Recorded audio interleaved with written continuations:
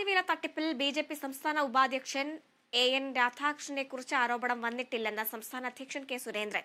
N രാധാകൃഷ്ണന്റെ ട്രസ്റ്റുമായി ബി.ജെ.പിക്ക് ബന്ധമില്ല, അദ്ദേഹത്തെ പാർട്ടി മുഖവിലക്കെടുക്കുന്നു. എൻ രാധാകൃഷ്ണനെയും സൈൻ എന്ന സ്ഥാപനത്തെയും സംശയിക്കുന്ന ഒന്നും നിലവിലില്ല. തട്ടിപ്പിൽ വിശദമായ അന്വേഷണം നടക്കട്ടെ. കേന്ദ്ര പദ്ധതികളുടെ പേര് പറഞ്ഞ് തട്ടിപ്പുകളും നടക്കുന്നുണ്ടെന്നും കെ സുരേന്ദ്രൻ കോഴിക്കോട് പറഞ്ഞു.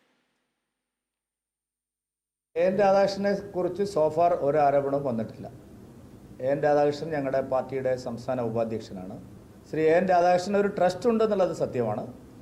പക്ഷേ ആ ട്രസ്റ്റുമായിട്ട് ഭാരതീയ ജനതാ പാർട്ടിക്ക് ഒരു ബന്ധവുമില്ല. അത് അദ്ദേഹത്തിൻ്റെ സ്വകാര്യ ട്രസ്റ്റാണ്.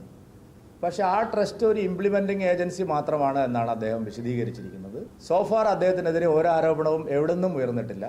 ഉയരാത്ത കാര്യങ്ങളെക്കുറിച്ച് നമ്മൾ ഇപ്പോഴേ സംശയിക്കേണ്ട ആവശ്യമില്ല. അദ്ദേഹം പറഞ്ഞതിനെയാണ് പാർട്ടി ഇപ്പോൾ മുഖവിലക്കെടുക്കുന്നത്. പിന്നെ ഈ കേസ് അന്വേഷിക്കുന്നത് സംസ്ഥാന ഗവൺമെൻറ്റിൻ്റെ പോലീസാണ്.